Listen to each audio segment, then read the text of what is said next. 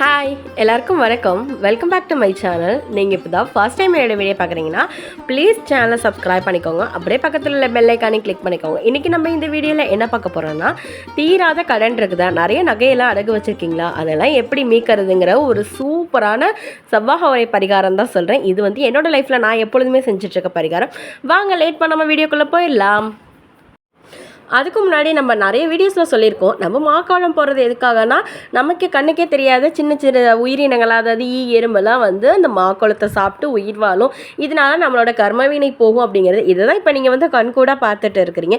எப்பொழுதும் போல் வந்து செவ்வாய்க்கிழமையாக இருந்தாலும் வெள்ளிக்கிழமையாக இருந்தாலும் என்னென்னைக்கெல்லாம் பூஜை பண்ணுறோன்னா அன்றைக்கெலாம் வந்து என்னோடய குலதெய்வ சொம்பு வந்து அலங்காரம் பண்ணி வச்சுக்குவேன். ரொம்ப சிம்பிளாக மஞ்சத்தூள் ஜவ்வாது போட்டு என்ன பூ கிடைக்குதோ அதை போட்டுக்குவேன். இப்போ ரீசெண்டாக வந்து எனக்கு மல்லிகைப்பூ போடுறது வந்து ரொம்ப வந்து ஃபேவரட்டாக மாறிடுச்சு.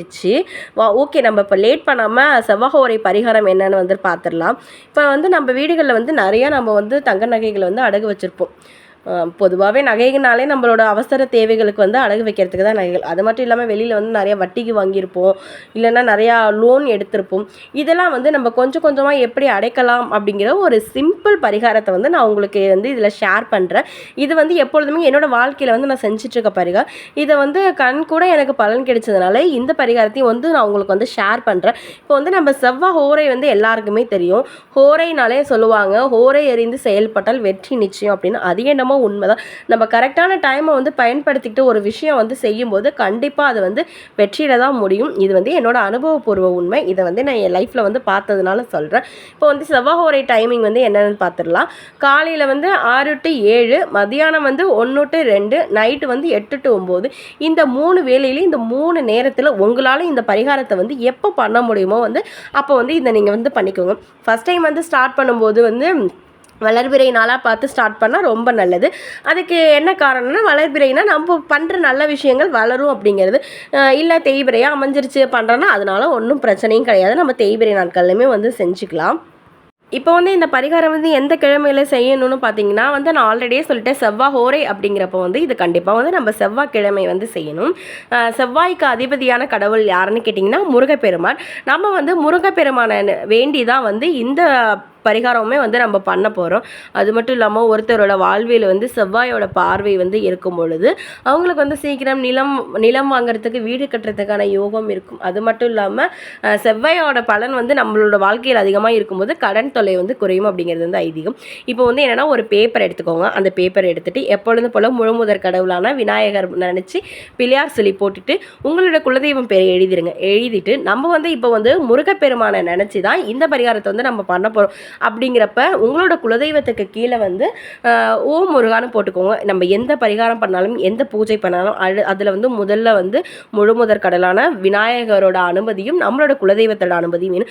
அப்புறம் வந்து ஃபுல்லாக லிஸ்ட் அவுட் பண்ணுங்கள். உங்களுக்கு வந்து எவ்வளோ கடன் இருக்குது, பேங்க்கில் எவ்வளோ கடன் வச்சுருக்கீங்க, வெளியில் எவ்வளோ கடன் வாங்கியிருக்கீங்க, வட்டிக்கு எவ்வளோ வாங்கியிருக்கீங்க அப்படின்னு. இப்போ வந்து நான் வந்து இந்தியன் பேங்க்கில் வந்து எனக்கு ஒரு 6 பவுன் ஆரம் வந்து ஒரு 2.5 லட்ச ரூபாய்க்கு அடகில் இருக்குது. அது மாதிரி ஒரு பவுன் தோடு ஜிமிக்கு வந்து ஒரு 48,000 ரூபாய்க்கு அந்த மாதிரி அடகில் இருக்குது. இது மாதிரி என்னோட கடன் எல்லாத்தையுமே நான் வந்து லிஸ்ட் அவுட் பண்ணுறேன். ரொம்ப டீட்டெயிலாக காமிக்க முடியாது. காமிச்சா எவ்வளோ கடன் வாங்கியிருக்கேன்னு நானுமே மாட்டிக்குவேன் சொந்தக்காரவங்கள்ட்ட.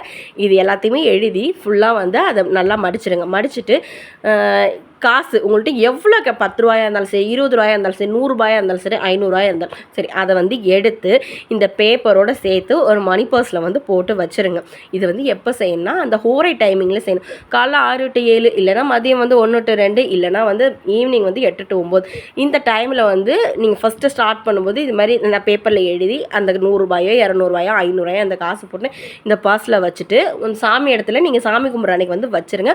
முக்கியமான விஷயம் வந்து என்னென்னா, நம்ம வந்து இதை செஞ்சுட்டு வந்து வெற்றிலை தீபம் வந்து போடணும். வெற்றிலை தீபம் எப்படி போடணும் அப்படிங்கிறது எல்லாருக்குமே தெரியும்.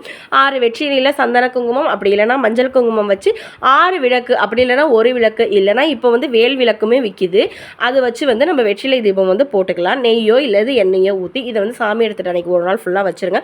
வச்சுட்டு மறுநாள் வந்து நீங்கள் வந்து பணம் வந்து எந்த இடத்துல வச்சுருப்பீங்களோ, பீரோலையோ இல்லை நீங்கள் எந்த இடத்துல வந்து சேஃபாக வச்சுருப்பீங்களோ வந்து அந்த இடத்துல வந்து தூக்கி அந்த பர்ஸை வந்து வச்சுருங்க. வச்சுட்டு வாரம் வந்து செவ்வாய்க்கிழமை வந்து அந்த செவ்வாய் ஹோரை டைமிங்கில் ஒரு வந்து வெற்றிலை தீபம் ஒரு வேலையாவது போட்டு உங்களால் எவ்வளோ பணம் 100 ரூபாய் 200 ரூபாய் அது மாதிரி எவ்வளோ இல்லை 10 ரூபாய் 20 ரூபாய் எவ்வளோ கிடைக்குதோ அதை எடுத்து வைக்க முடியுமோ அது மாதிரி வாரம் எடுத்து வச்சுட்டே வாங்க. அந்த மாதிரி நம்ம வாரம் எடுத்து வச்சுட்டே வரும்பொழுது அந்த லிஸ்ட்டில் வந்து நம்ம ஒவ்வொரு பொருளாக வந்து திருப்போம், அப்படி இல்லைனா ஒவ்வொரு கடனாக வந்து அடைப்போம். அப்படி வந்து நம்ம அடைச்சிக்கிட்டே வரும்பொழுது அதில் வந்து டிக் போட்டுகிட்டே வாங்க. இது வந்து உண்மையாகவே நடக்கும். இது வரைக்கும் யாரும் ட்ரை பண்ணி பார்க்கலாம், ட்ரை பண்ணி போகிறோம். நிறைய பேர் வந்து இந்த வேலைக்கு போகிறவங்களெல்லாம் வந்து வெற்றிலை தீபம் எங்களுக்கு போடாதுக்கெல்லாம் டைம் இல்லைங்க அப்படின்னு சொல்கிறவங்க வந்து ஒன்றும் பிரச்சனை இல்லை. இந்த ஹோரை டைமிங்கில் நீங்கள் சும்மா வெறுமனே விளக்கேற்றி ஒரு பால் பழம் இல்லை என்ன நெய்வேத்தியம் உங்களால் வைக்க முடியுமோ அதை வச்சு இந்த லிஸ்ட் அவுட் பண்ணியிருக்க பேப்பரோடு சேர்த்து உங்கள்கிட்ட எவ்வளோ பணம் 10 ரூபாய் 20 ரூபாய் எவ்வளோ கிடைக்குதோ அது எல்லாத்தையும் வச்சு அந்த மணி பர்ஸில் நீங்கள் ஒரு நாள் ஃபுல்லாக சாமி எடுத்துகிட்டு வச்சுட்டு அடுத்த நாள் நீங்கள் எடுத்து பீரோவில் வச்சுருங்க. வாரம் இதை வந்து கண்டினியூவாக பண்ணிக்கிட்டே வாங்க. நம்ம வாரம் ஒரு செயலை வந்து கண்டினியூவாக பண்ணிக்கிட்டே வரும்பொழுது நமக்கே ஒரு ஹோப் கிடைக்கும். கண்டிப்பாக நம்மளால் இதை வந்து செய்ய முடியும், பண்ண முடியும். அதே மாதிரி நீங்கள் சீக்கிரமே ஒவ்வொரு நகையாக திருப்புவீங்க, ஒவ்வொரு கடனாக அடைப்பீங்க.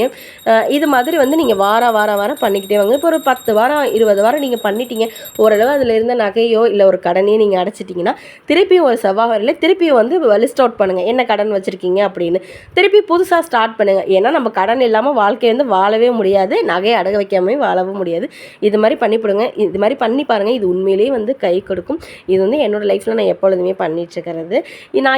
நான் புதுசாக திருப்பி ஸ்டார்ட் பண்ணியிருக்கேன். இதை பண்ணுறதுக்காக நானே என்னென்ன நகையை திருப்புறேன், எவ்வளோ கடன் அடைக்கிறேங்கிறத கண்டிப்பாக வர ஷார்ட்ஸில் வந்து அப்டேட் பண்ணிக்கிட்டே இருக்கேன். இந்த வீடியோ உங்களுக்கு பிடிச்சிருந்தா ப்ளீஸ் நம்ம சேனலை புதுசாக பார்க்குற யாராவது இருந்தால் சப்ஸ்கிரைப் பண்ணிக்கோங்க.